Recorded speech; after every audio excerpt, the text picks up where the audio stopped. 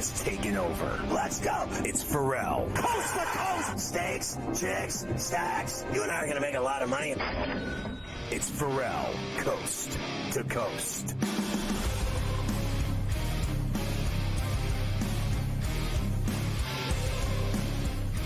I did have two forms of happiness over the weekend. Everything else was ruined by people that bother me, and by the Yankees losing, and by what else? Carver High, that was awful. It was one thing after another. Just the worst things. The Freeman thing. Then Saturday night again they lose, and then so the things that made me happy. I only had two things the entire weekend that made me happy. And one of which was at noon on Saturday, I watched Indiana beat Washington with Trace Jackson Davis's little brother at quarterback. For some reason, he doesn't use the name Davis, but that's a Jackson. That's Taven Jackson is his brother. And then I have no idea. I can't explain the Davis missing at the end of his name. But here's the deal. Then the Canes winning against Florida State. I hate Florida State probably more than any team on earth except the Celtics. And then I got those two little tidbits of happiness. So I watched the entire Indiana game, and they are 8-0, and it is just unbelievable. And I've never seen that place sold out like multiple games in a row. It's crazy.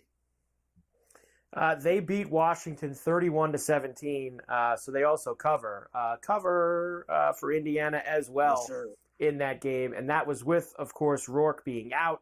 Jackson gets the job done. Indiana is 8-0 for the first time since 1967 when they went to the Rose Bowl. That was the last time the Hoosiers have started this way. I'll give you one more. Signetti, they've never been good. Signetti is the first Division I coach to ever start 8-0 in consecutive seasons at different schools. Of course, was undefeated with James Madison last year, and now comes out and starts 8-0 with the Hoosiers.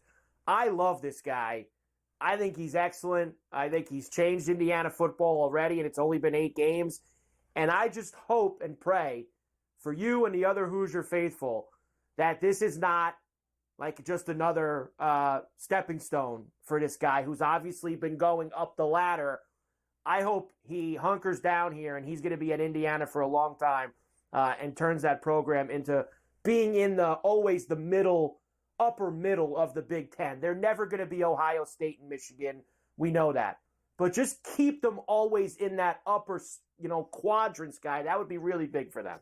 That would be unbelievable. And, you bring up a good point. Will he stay? Because he is now becoming one of the hottest commodities in coaching in football. That's just all there is to it. I mean, the guy, he even says it.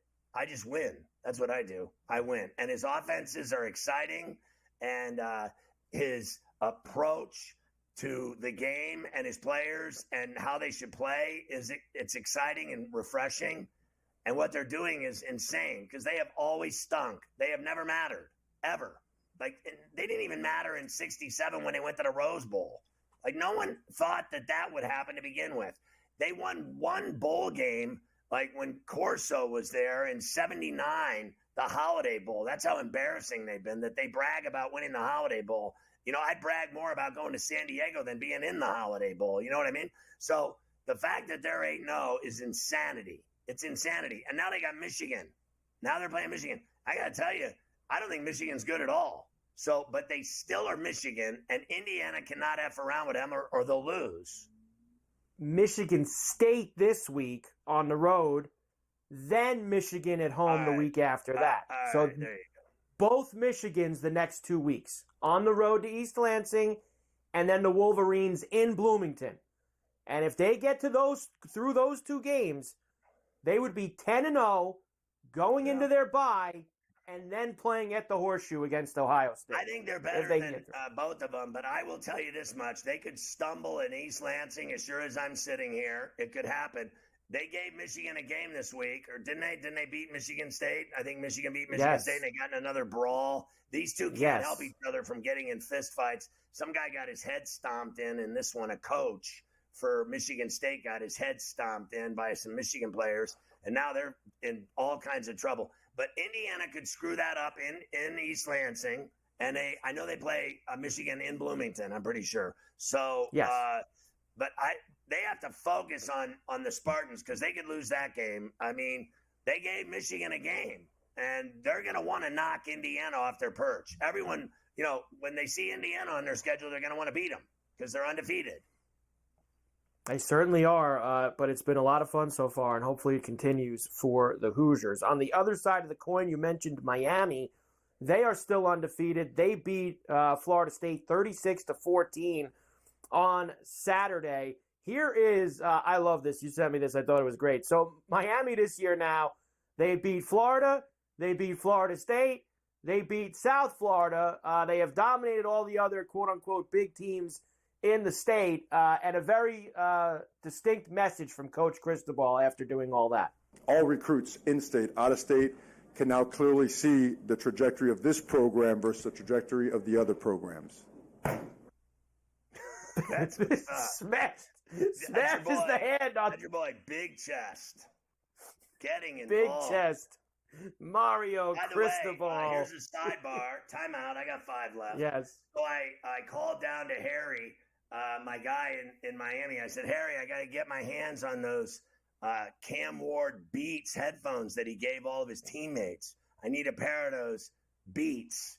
And he gave me the unfortunate news that those were exclusively made for the football team and that they are not available to the public, which I find to be a repulsive idea by Beats. Do you know how much money Beats could make if they made college football headphones for all the best teams in the country and you could buy your favorite team on the side of your headphones? Like, I'd buy those Canes headphones today. Don't know why they just can't figure out the marketing opportunity that they're missing out on. You know what I mean, Mike? I mean, honestly. They just can't figure it out. Nice and juicy.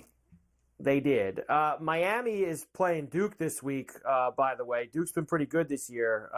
That's at Hard Rock, a noon East kick on Saturday against the Blue Devils. We'll talk about them in a moment. Next, number 3 Penn State beat Wisconsin 28-13. Close game in the second half.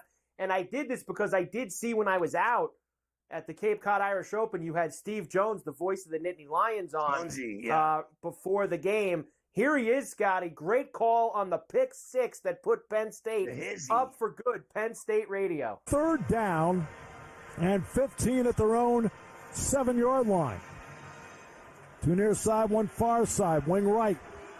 Walker to the right of Locke. He wants to throw from his own end zone. Pressure, delivers, intercepted. Reed, 15, 10 to the 5. Reed, touchdown. Penn State, the Nittany Lions on a takeaway. Retake the lead.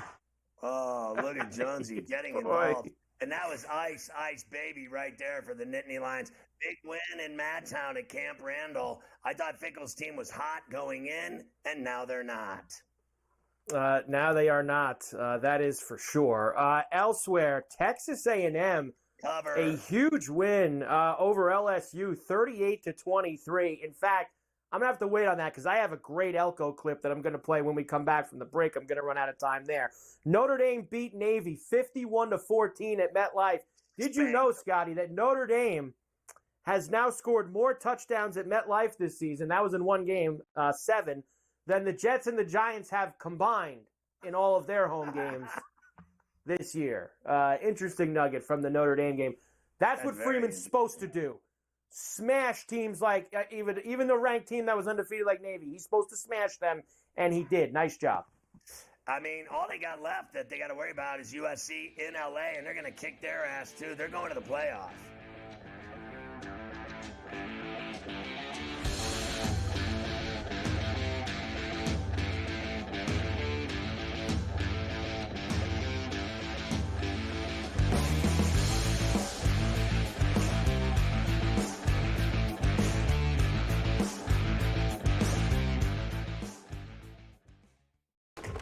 Enter into the magical world of McLuck.com, where even the smallest of spins can win real cash prizes.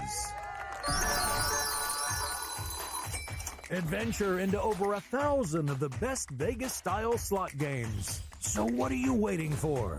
Unlock your free welcome offer today. Join the fun where winners play and players win. Anyone that's been to a sporting event, the atmosphere before a game, I think Game Time Decisions has that same exact atmosphere. This is our arena. This is what we do. There is going to be an energy to Game Time Decisions that you will feel night in and night out. The excitement you get when you lock your bets in, when you're figuring out what you want to do, we can zone in on the biggest games each night. I want this to be the place that people come to before the games start so they feel as ready as possible to lock in their cards. We are going to hit every single one of those markets that you need to know about. We're going to go through every single thing, and I've got a great team behind me that's going to help me get the job done. There is not going to be a better place, I promise you, than Game Time Decisions to get that new information, react to it, and be able to then bet accordingly. We will have everything at our disposal, and we will use that to our advantage. I'm Kevin Walsh. Tune into Game Time Decisions from 6 to 8 p.m. Eastern on SportsGrid. Your gut says Miami is going to win, and you should take the over. Your gut also said your NFT selfies would only go up in value. They didn't. But your head is on SportsGrid and knows the QB is in concussion protocol. The backup has a 45 QBR against the zone coverage. The New York D has the most sacks in the league. So yeah, trust your head. It's smarter to be on SportsGrid. Right here with you on Pro Football Today on SportsGrid. Odds in motion, trying to see what lines have moved throughout the week. Never felt more comfortable in this set than I do for this year. I am ready. I'm just getting angry. The hot takes are going to be here all long, people. What in the world is going on in Miami, Dom? It's not particularly anything to shy away from just because many people are on top of it. Hot take, hot take. I think this line is asking you once again to take New Orleans. Pro Football Today, only on SportsGrid.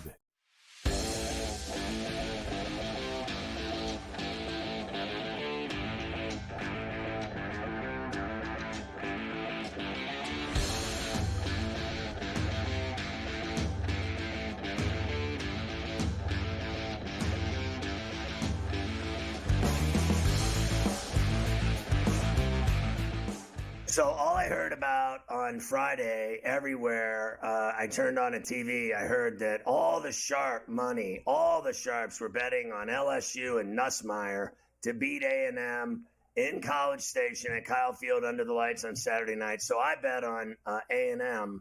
And how'd that work out for all that LSU heavy money? How'd that work out? Not very good.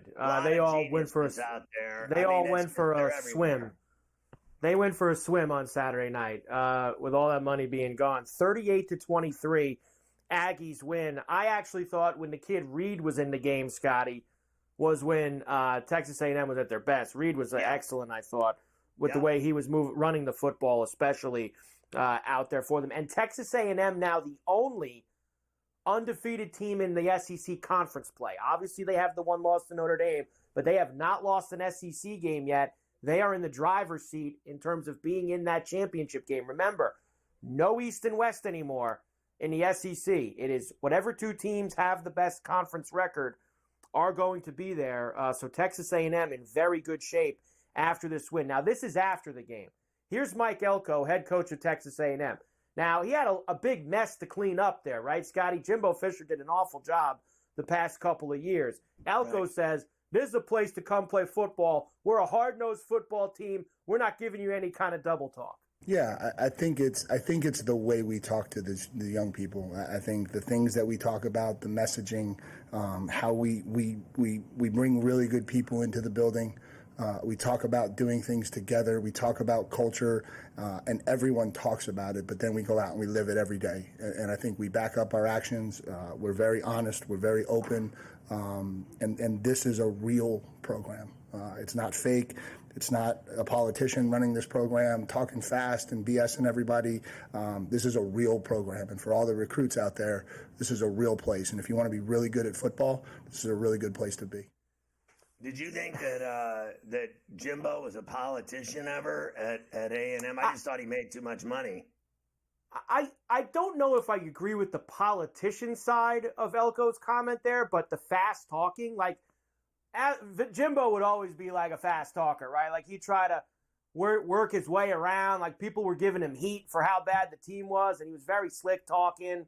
And I'm sure he was probably that way with the kids, which is, I think, what Elko was referring to there in terms of how he talked to recruits in that same way. But do you think, Jimbo, that he'll coach? Because he said he wants to come back to college football, Jimbo Fisher. He took a year off or whatever. Where do you think he would end up? I was thinking, like, along the lines of, like, what kind of place do you think he ends up? Because I thought for 1 minute, would Florida State ever want him back? Because Norvell has screwed that up nice and juicy down in Tallahassee. But they went from undefeated to 1-7. I'd say he's not long for this world.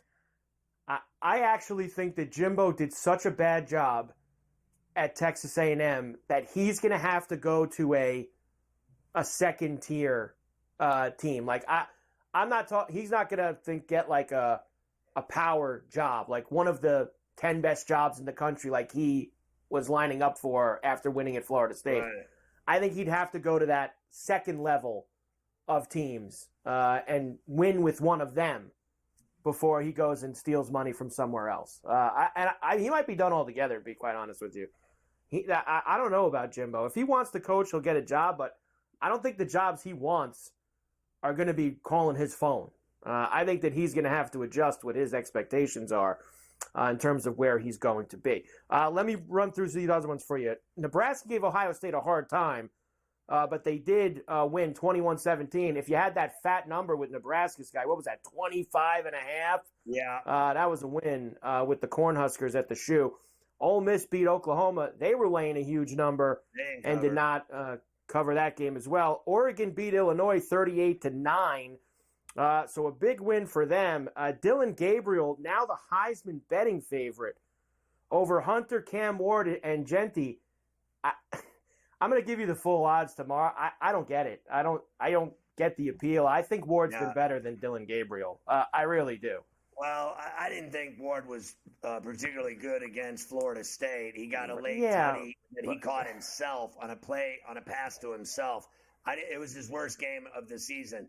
Gabriel just keeps getting better and better, and they're getting the juice of being number one. So the fact that they moved to number one and they keep winning big games, they beat Ohio State and now they beat Illinois, and they're, the thing is they're winning all these games in Eugene. So it's how hard is it? I mean, it's like the hardest place to play is going out there to Outson Stadium. It's like they don't play any road games. So I can see why he's very popular. He's a lot like Mariota. He's a lot like Orange Sherbert. They get all this attention. These Oregon quarterbacks get all this juice. That's just all there is to it. So I'm not surprised at all he's moved to the head. Oregon has 2 road games left on their schedule. This week, they're in Ann Arbor against Michigan at the Big House. And then on November the 16th, they are at Wisconsin at Madtown against the Badgers. They're not exactly going to the Horseshoe, of course. No. They played them at home earlier in the season, so they're going to play for a national championship, is what they're going to do. And their other 2 games are Maryland and Washington at home, who both aren't great. So they're gonna be undefeated. Washington will be a game no matter what, because it always is. Now they're probably going to get. Well, you know what? I shouldn't say that. Depending on what happens this week, they're probably going to play the winner of this Penn State-Ohio State game in the Big Ten title game, unless Indiana beats Ohio State. That's possible, as we know, but that's kind of where it's looking right now, because they're going to be 12-0. If Nebraska can give Ohio State problems in the shoe, then Indiana can do the same thing. Indiana kicked the living snot out of Nebraska. Indiana and Ohio State is going to be the game of the year in the Big Ten. I bet it's as good as Ohio State and Oregon was, and it's in Columbus. That's the big game right there. As long as Indiana doesn't screw up in East Lansing and they beat Michigan, that game in Ohio State at the Shoe is going to be just absolutely enormous.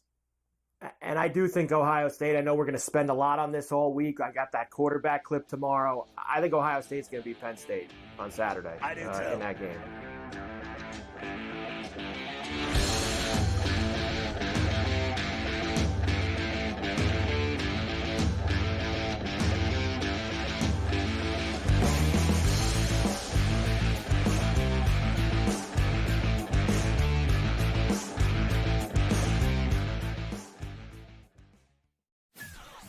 That kid on the 2-point conversion play was wide open on the right side of the end zone, and the kid threw it about 15 rows over his head. People crystallized Georgia and Alabama. They put them on the shelf above everyone else, and they're just not there this year.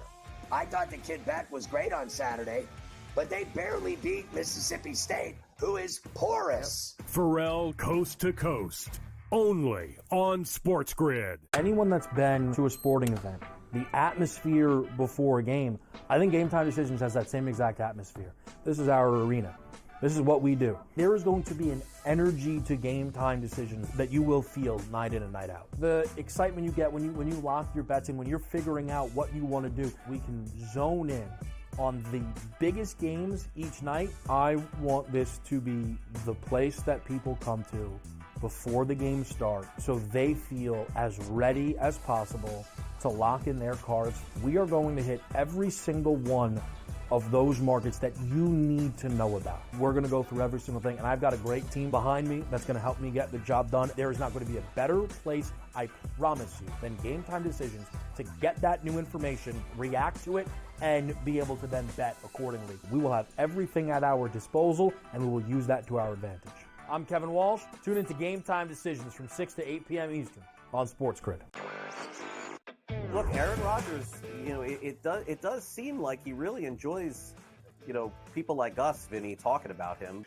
I don't know what's going on here with Aaron Rodgers. I think there's some frustration settling in, and the Jets were not supposed to be this bad of a defense, right? They've had a lot of injuries. Maybe that's the thing here. Robert Saleh's influence is there. I know they have their defensive coordinator running things, but now he's distracted. Newswire, only on SportsGrid.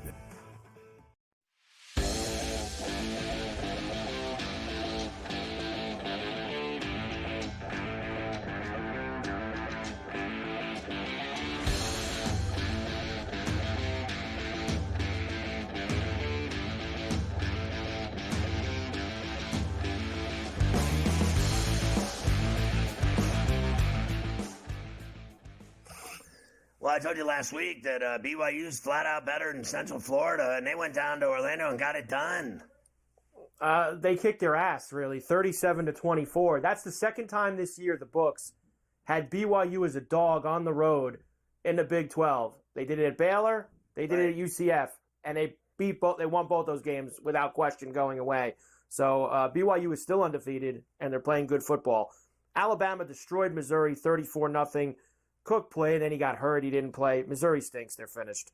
And Alabama, the big game for Alabama is LSU in a couple weeks. That is going to determine whether they have a chance to make the playoff or not, is if they win that LSU game. Is that game in Baton Rouge? I think it is. I believe that game is in Baton Rouge, yes, coming up in a few weeks. So that's going to be very tricky for them. That is for sure. Next for you, Texas. They struggled with Vandy. Vandy's been tough this year. They really have. And they gave Texas all they could handle, and they cover for Vandy in that one. Kansas State beat Kansas, another close game. I thought that was way too many points for a rivalry like that, 29-27. Yeah. They do get it done in the Little Apple. I mentioned to you that SMU beat Duke. That was a hell of a game in overtime, 28-27. You covered, but tell me what you said to me earlier about how they've screwed this up this weekend. Right. SMU's playing Pitt on Saturday night. Now that's it's not a great week in terms of huge games. That game's at 8:00 on the ACC network. We can't get that game on regular ESPN, ESPN2, ABC. I need to see Louisville and Clemson on ESPN on Saturday night? Come on. Pitt is way better. Is that game in Ford Field down in Dallas? Is that where that game is? Yes, in Dallas Pitt's gonna have their on Saturday night. Against SMU, I'll tell you that much. That is a brutal road game.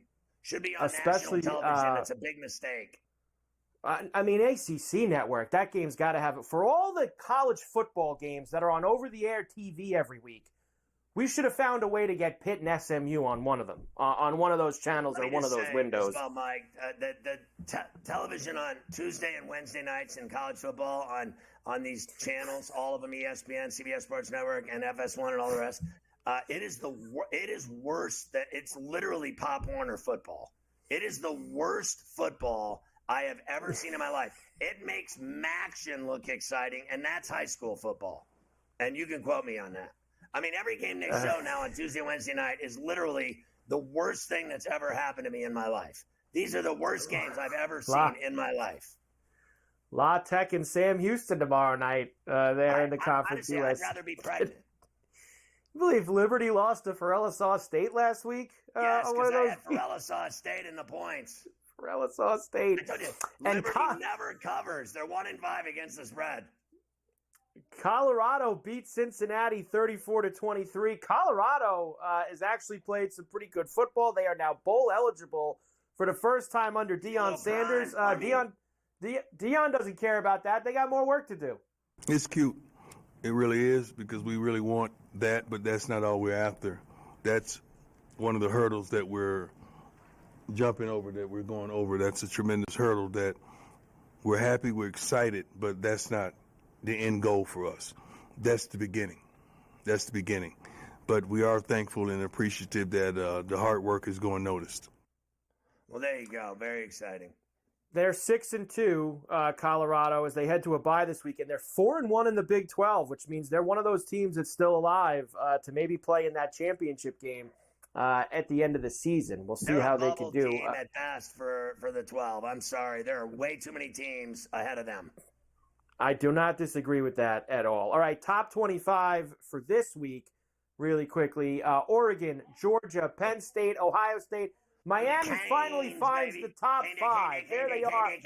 Now, how does Indiana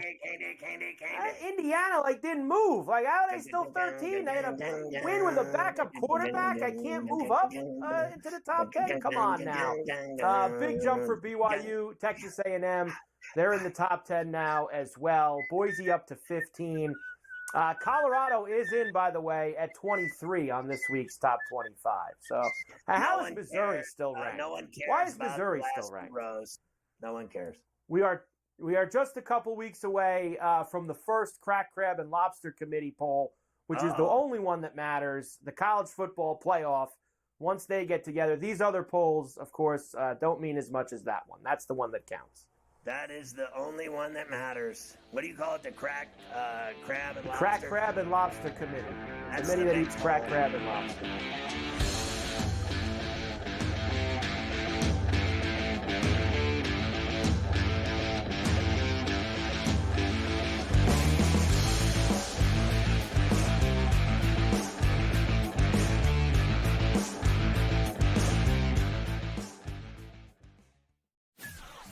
That kid on the two-point conversion play was wide open on the right side of the end zone, and the kid threw it about 15 rows over his head. People crystallized Georgia and Alabama. They put them on the shelf above everyone else, and they're just not there this year. I thought the kid Beck was great on Saturday, but they barely beat Mississippi State, who is porous. Ferrall Coast to Coast, only on SportsGrid. Anyone that's been to a sporting event, the atmosphere before a game, I think Game Time Decisions has that same exact atmosphere. This is our arena. This is what we do. There is going to be an energy to Game Time Decisions that you will feel night in and night out. The excitement you get when you lock your bets in, when you're figuring out what you want to do, we can zone in on the biggest games each night. I want this to be the place that people come to before the game starts so they feel as ready as possible to lock in their cards. We are going to hit every single one of those markets that you need to know about. We're going to go through every single thing, and I've got a great team behind me that's going to help me get the job done. There is not going to be a better place, I promise you, than Game Time Decisions to get that new information, react to it, and be able to then bet accordingly. We will have everything at our disposal, and we will use that to our advantage. I'm Kevin Walsh. Tune into Game Time Decisions from 6 to 8 p.m. Eastern on SportsGrid. Look, Aaron Rodgers, it does seem like he really enjoys, people like us, Vinny, talking about him. I don't know what's going on here with Aaron Rodgers. I think there's some frustration settling in, and the Jets were not supposed to be this bad of a defense, right? They've had a lot of injuries. Maybe that's the thing here. Robert Saleh's influence is there. I know they have their defensive coordinator running things, but now he's distracted. Newswire, only on SportsGrid.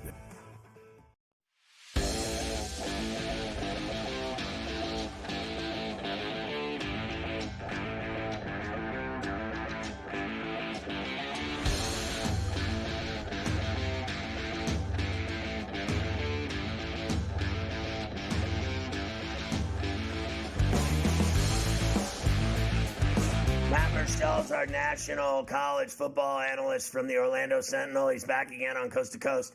I have so much I want to talk to you about. I want to start with some of the things we've been talking about here and get your thoughts on it. First of all, Dillon Gabriel. He's moved allegedly to the head of the class for the Heisman with his big performance, I guess, against Ohio State, and then followed it up with the blowout of Illinois. For me, I get it with the history with Mariota, Herbert, all the great quarterbacks that have played there. I also know that he plays all these big games at Outson Stadium. I know his only 2 road games left are candy-ass games. I think Michigan and Wisconsin are candy-ass compared to Oregon. I really do. So I think they're going to be playing in the playoff and for a national championship. Are you okay with him moving to the head of the class of the Heisman with those 2 games? Because he wasn't even in the discussion before those 2 games. Yeah, I mean, I think, obviously to give him this spot right now to be where he is in the Heisman, I think those performances have probably pushed him in there as well. And I think he's going to finish, if he can finish strong, I think he's got a good chance of at least being one of the finalists going in there. And I mean, again, Oregon, as long as they're in that top spot, as long as they continue to play well, they've got to be able to stop some teams defensively. But again, this weekend at Michigan, I mean, I don't think Michigan is that good. We've seen how they've struggled as well. So I think this is a big opportunity for Dillon if he wants to continue to make his case for the Heisman Trophy. And I think he's shown that. I mean, what is he, a 6th-year player who's going to probably end up setting most of the passing marks because he's been around for so long? So why not also throw a Heisman Trophy in the mix as well? You saw Ohio State struggle mightily with Nebraska. Indiana kicked Nebraska's ass. They put 56 on him. Indiana has to go to East Lansing Saturday. Then they play Michigan and Bloomington the following Saturday. Do you believe Indiana wins both of those games, or will they stumble in East Lansing against a team that just gave Michigan problems? They showed up for that game. They lost by a tutty. Do you think Indiana gets it done or screws it up? And if they get it done, how enormous will the game be in Columbus against Ohio State?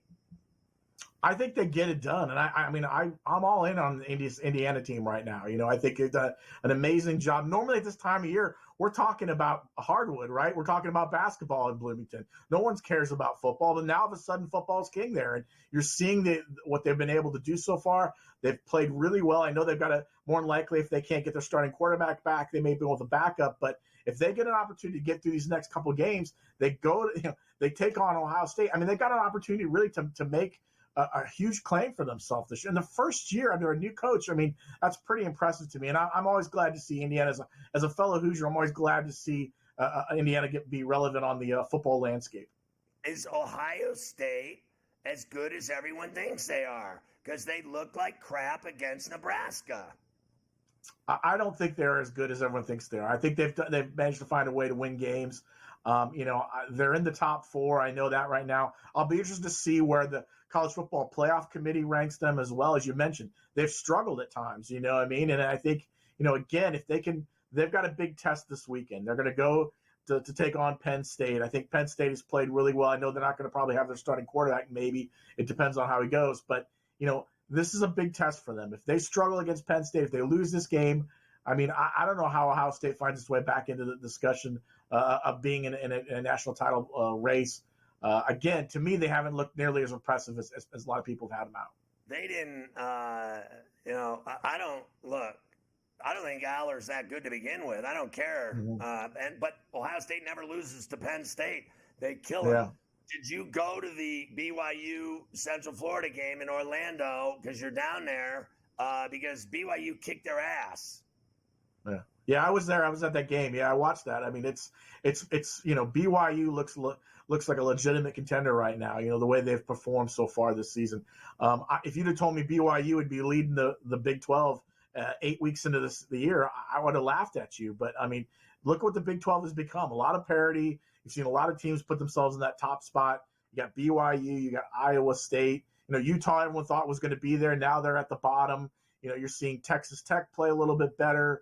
To me, BYU looks really good. I mean, I think they have an opportunity to play well. Their defense needs to be a little bit better. I think Iowa State's defense might be a little bit better than them. But again, impressive performance, really kind of knocking UCF around on Saturday. Do you think Miami runs the tables with Duke, Georgia Tech, Wake and Cuse. They have the Georgia Tech game in Atlanta and the Cuse game at the Carrier Dome. I think they do. The thing with Miami for me is, their defense hasn't played really well so far this season. To me, it's all about outscoring their opponents. I mean, Cam Ward is in my mind probably one of the top 3 quarterbacks in the country, top 2 quarterbacks in the country. Should be in the Heisman race for sure. Going down. I mean, if he didn't have a great performance last week against Florida State, but he did enough, and they did enough to beat up on the Seminoles. So I like Miami. I think Miami's got a good shot of finishing out strong. As long as they don't get caught up in all the hype that's going around them and people telling them how good they are, I think they have an opportunity to finish without a loss at all. So Notre Dame just rolled Navy. Now they're off until they play Florida State, and they'll kick their ass in South Bend. Then they have Virginia. They can handle them. And they have Army. If they beat Navy's ass, they'll beat Army's ass. And then they play at USC. The win over A&M is huge. The loss was a stumble for sure to Northern Illinois. But if they win out, they're in the playoff for sure. How good is Notre Dame? Yeah, I think Notre Dame has gotten better as they've gone along. I think their defense has started to figure some things out. I think offensively, they struggled early. Riley Leonard didn't look like the offense didn't fit around him very well. I think they found a way to kind of maximize their running game. They look really good right now. And you're right, that Texas A&M win really looks good on their resume. And I think Marcus Freeman has done a pretty incredible job to get them to bounce back. If they can go through the rest of the season and not have any stumbles, you're right. They're in the playoff to me, and they're going to be a pretty high seed. I think it's going to be pretty incredible to think of the idea of Notre Dame possibly hosting a college football playoff game in South Bend in December. I think that's going to be a pretty special feeling. So A&M's only loss was to Notre Dame at Kyle Field. They go to South Carolina this week, right? I think that's this week. And then they play at home against New Mexico State. They'll kill them. They play at Auburn. I think Auburn stinks. And then they play Texas at home. Does A&M win the SEC and play for an SEC championship? I'm not sure if they win. What I'm saying. Yeah. I'm not sure if they win the SEC. I think this weekend game could be kind of one of those trap games at South Carolina. There was always a game, whenever a good team goes to South Carolina, there's always one of those games I feel like that they could stumble at. I think they've got a good chance. I mean, again, you see what Mike Elko has been able to do so far with this team. For where they were at the beginning of the year, how they looked after that Notre Dame loss, and how people were wondering where they were going to be at to this point. Again, another team much like Notre Dame that's found a way to kind of bounce back a little bit. If they get past South Carolina, I think that Texas game really is going to be the game that everyone's going to lock in on, and they've got an opportunity there. What a great story for them, considering where they started and how things have gone over the last couple of years for that program. The ACC is so maligned that they suck, and meanwhile they've been fantastic, and they have 4 really good teams in it. And SMU's hosting Pitt Saturday down at Ford in Dallas. It's a great game, but they put it on the ACC network. How embarrassing is that one team's undefeated, the other one's 7-1. They're both incredible teams, and nobody gets to watch the effing game. Yeah, I mean, that to me, I don't understand. I don't understand why like Jim Phillips, the ACC commissioner, isn't on the phone somewhere saying, hey, listen, we got to put this game on prime time somewhere. This is a game that's great for us. It's still weird for me to say Pitt and SMU, SMU being in the ACC. I mean, they were a team that obviously spent a lot of years elsewhere, but to have them there, great story for SMU as well to get in the ACC and find themselves clearly in the mix for the ACC championship. I can't wait for the LSU-Bama game, because if LSU loses that game in Death Valley, their season's over. I mean, it's already hanging by a thread, and Alabama needs it just as well. That's in 2 weeks. Matt, always a pleasure. Glad you got to see a good one with BYU and Central Florida Saturday night. We'll see you again soon on Coast to Coast. All right, thanks a lot.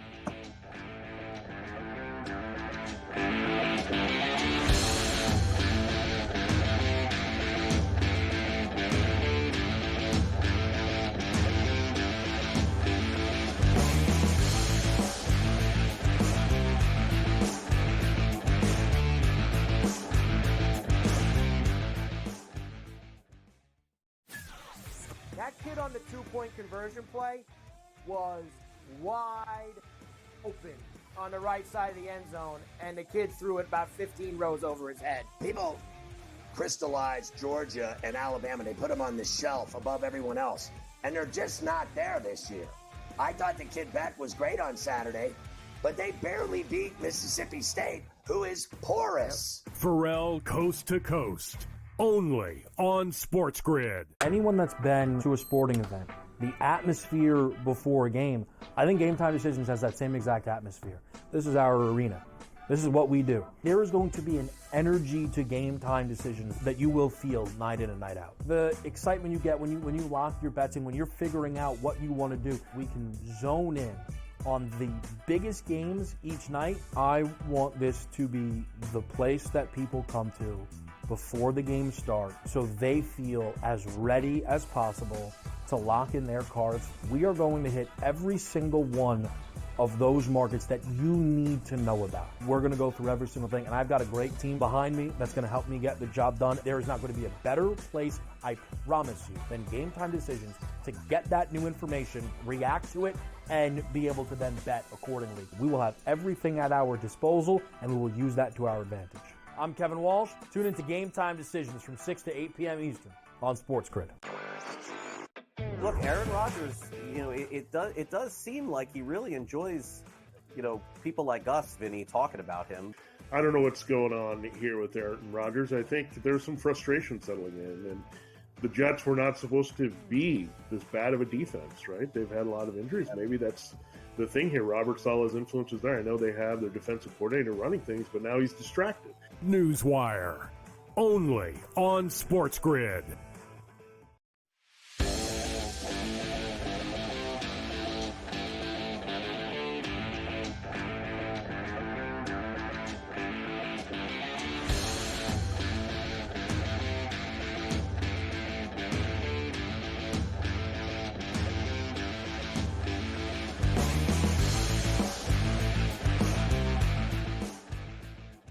Coach James Young is our hoop extraordinaire. He's the inside man, the guru. He's at the 10. He's also got a show, Betting Above the Rim, very popular. But he's also on Coast to Coast regularly, which is more important to me anyway, selfishly speaking. And today, he's promised me that he was going to talk grown man basketball at the Rack. So I want to start with this. You and I have talked about this guy, Shai Gilgeous, over the last couple of years. And going into the season, he was my choice to win the MVP. And I know it's always Luka, and it's always Joker, and it's always Embiid, and it's always, somebody else.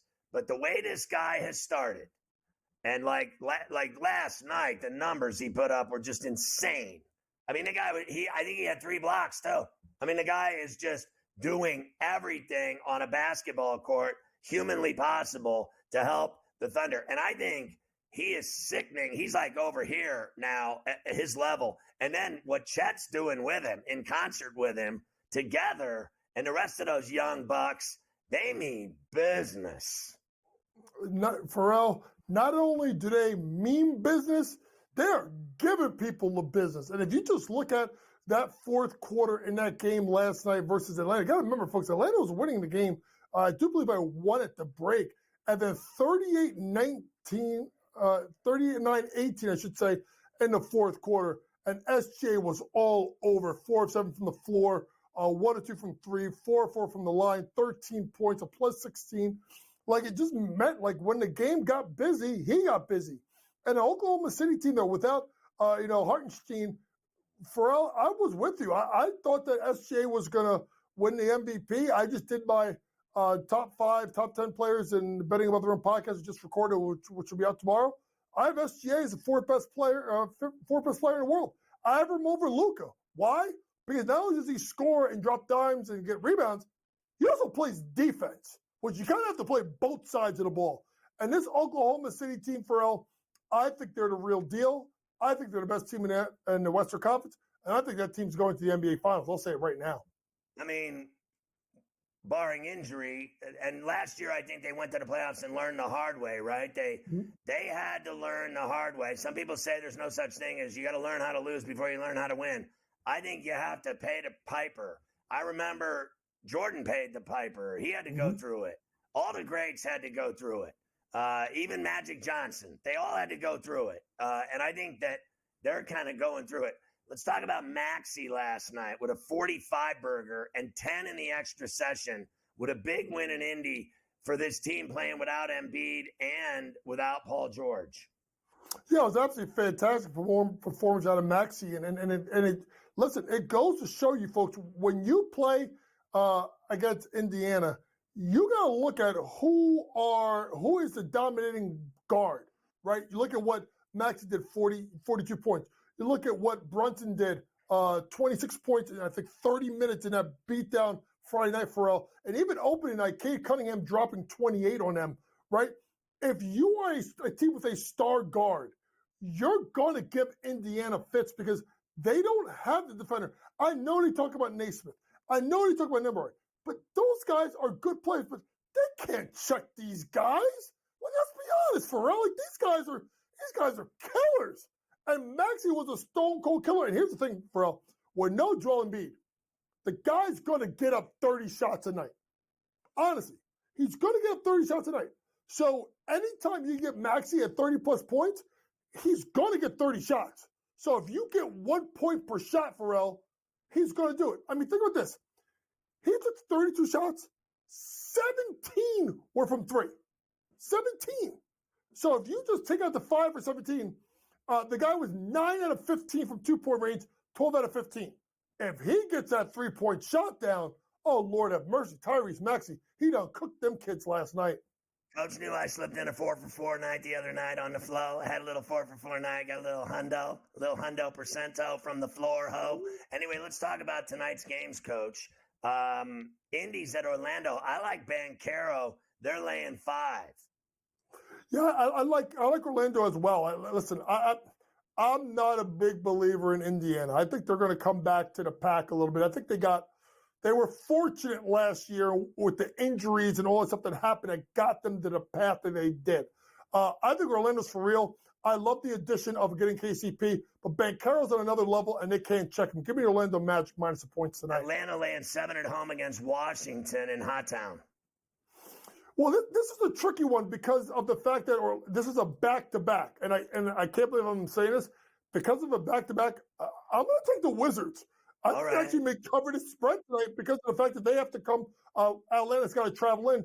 Give me the Wizards plus the points. Boston at home against the Bucks, laying 9.5 at the Garden. They don't lose there. Hey, listen, you remember that phrase that Charles Barkley said? I don't know about Angola, but Angola's in trouble. Ferrall, I don't know about them, the Bucks, but they are in trouble. And listen, Jason Tatum got rid of, you notice, Ferrall, he got rid of that hitch. And people don't realize you get rid of that hitch, that gives you more elevation on your jump shot, particularly from 3, 49% from 3 to start the year. I like Boston. I think Milwaukee's in a world of hurt. All right, real fast. Miami laying 8.5 to Detroit, and Denver laying 9.5 at Toronto. I'm going to go ahead and take Miami minus points, and then I can't get behind Denver right now. I think they're in trouble. But what I do like more than anything with the Miami game is Bam Adebayo over 16.5 points and minus 115. Ferrall, the first 3 power forward centers, Al Horford, 17 points. Jarrett Allen, 17 points. There was another center I think gave him 20. Bam Adebayo, that's a low-hanging fruit, over 16.5 points tonight. All right, I see that. You got Knicks on the money line, and I see the Mavs minus $1.08. Giddy with the over in his points, rebounds, assists. Ja over in points and assists. So you like the Knicks to handle the Cavs tonight. Who do you like? You said you already like Dallas. Who do you like? Lakers, Suns in the Valley, laying 4, Suns at home tonight. I do like the Suns. By the way, great job so far by J.J. Redick. But everybody knows coaches. We watch film everywhere. Car wash? That's nothing. Yeah, and Portland, Sacramento in Sacktown tonight. Kings laying 12.5. Too many? Sacramento first half, they jump them. All right, Coach.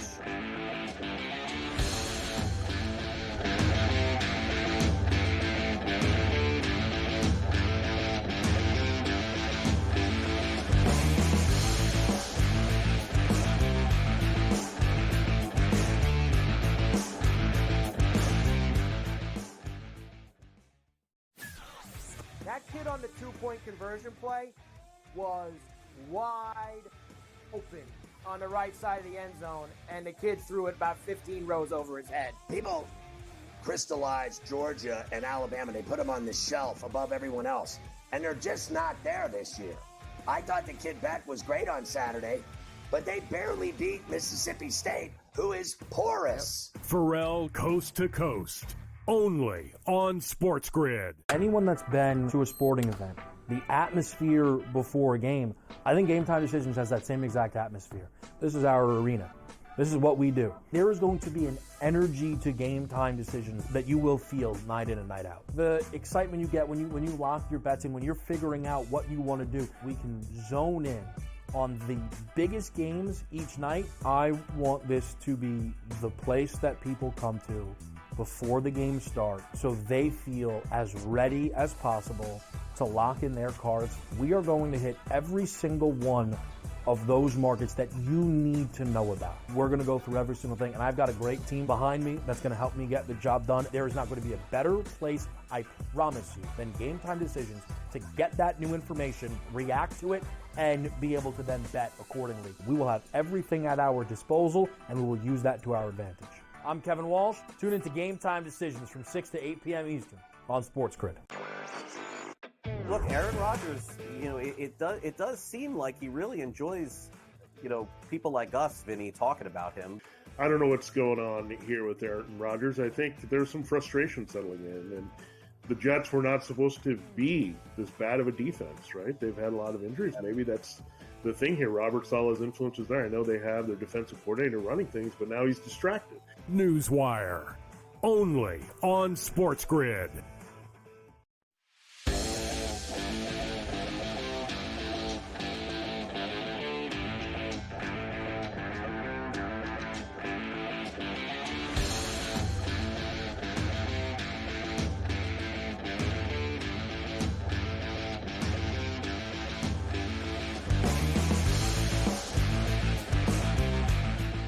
All right, leftovers, and we got a lot of them.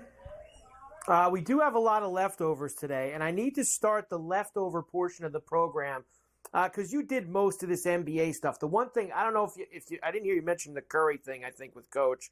Right. He's got some problems down there. Left peroneal strain will be reevaluated on Friday. So that could be 1 or 2 weeks. That could be a month. So Steph Curry going to be in trouble there with the Warriors, Scotty. You mentioned the Lakers 3-0, three huge games from AD, and that LeBron game on Saturday night against the Kings, 32, 14, and 10, and he had 16 in the fourth quarter. Guy's 40 years old, and he did like that. He's 25. Absolutely sick. You went through some. Is there anything else in the NBA tonight that you like? There's a lot of games. You brought a lot of them up with Coach. The Knicks have the Cavs tonight at home. Denver's in Toronto. They're 0-2. The Nuggets. You have Houston, San Antonio again. Yeah, Is there any games I you like? The Spurs. Again, they beat them the other night. I like Wemby at home. I like Memphis. I actually think Denver will win their first game tonight. I think the Knicks will cover it at 3. And, Boston will win. I love Orlando.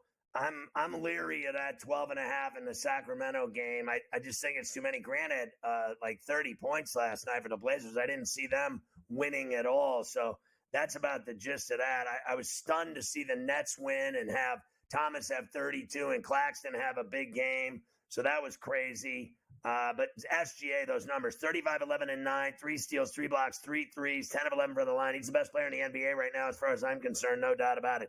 I know the Indiana Fever fired their head coach. So did the Sun, the Connecticut Sun. They made semifinals and they fired a coach. Yeah, people getting fired in the WNBA. It is what it is. They're not the story tonight. We said it is the sports equinox. Everybody's playing this evening in all the major sports across North America. We haven't mentioned the pucks. There's a ton of hockey tonight as well. Florida's in Buffalo before they head to Finland. Panthers and Stars in Finland on Friday and Saturday this week. You got the Oilers in Columbus, and you got Nashville and Tampa. That means Stamkos returning to Tampa tonight, and Toronto's in Winnipeg. They've found their way, Nashville. They've won a couple of games. I'll take a shot with them again tonight. I like the Oilers and Panthers, and I like the Jets at home to go to 9-0. And that's not it. Chicago's in Colorado tonight. San Jose is in Utah. Carolina's in Vancouver, and Calgary on the Strip against Vegas late night. Yeah, I like Utah there, Colorado for sure, Vegas at home at T-Mobile, and I think Vancouver catches the Canes on a long trip. Big firing in soccer today in the Premier League as Manchester United has finally had enough of Erik ten Hag. He is out, finished, chopped as the head coach of Manchester United. Your boy Ruud van Nistelrooy is going to be the interim coach while they search for the next sucker Who is that takes that job. Van Nistelrooy. Chimaev runs through Whitaker with a violent first-round submission at UFC 308 on Saturday. And Max Holloway got knocked out. Max Holloway got knocked out, too. How about that? Duke, Arizona, and Indiana, Kansas will play a doubleheader at Allegiant in Vegas in 2027. And Nico Echevarria wins the Zozo late night Saturday into Sunday morning. And, of course, who came in second? The guy I had, Justin Thomas, finished 2 shots back, which was very unfortunate. Indiana beat Tennessee in a preseason game, and Bobby Hurley went back to Duke and got rubbed out. Travel photographer Amanda Gallagher dies in a horrific accident backing into a plane propeller. Can you imagine the devastation of seeing somebody like back up into a plane propeller and get cut up like a wood chipper? That is just awful. A wife fatally shot, still missing husband in his sleep after screaming match over her affair. The husband, she shot him. She just had enough. He had an affair, so you go in and handle your business right there. A woman caught trying to sneak a samurai sword into a flight at LaGuardia. How do you walk through the airport with a samurai sword? Well, then again, I went into an Ohio State game once with my buddy, and he had an Indiana flag going down his pant legs. So same thing, you could probably rock a samurai sword down your pant leg. Feds warn about pink cocaine, also known as UC in New York City. That's what they say that guy from that One Direction was on, the pink cocaine when he jumped off the ledge in Buenos Aires. GTD is next. Go to FerrallOnTheBench.com. We'll see you tomorrow at 3 on Coast to Coast.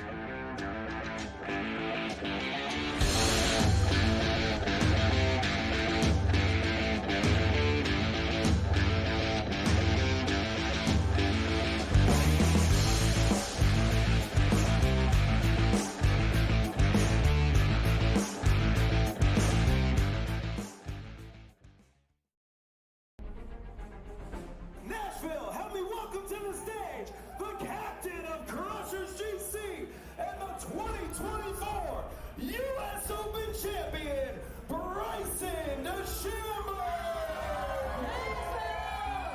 Gosh, I'm trying to hold it in right now. The support's been overwhelming. Tickets for Nashville this week are nearly sold out. We are calling this the Bryson effect. Won the Saudi Open on the Asian Tour in April, and he won the International Series event in Macau in March, beating David Puig in a playoff. Here's a man with 9 career wins, 3 of them on the DP World Tour. 33 years of age from Sacramento, and he is making the most of his chance. And remember, John Catlin playing as a reserve for Charles Howell III, who's injured. If he were to go on to win this, he gets those points. That would move him right at the top 24 number. Move him at 20th currently.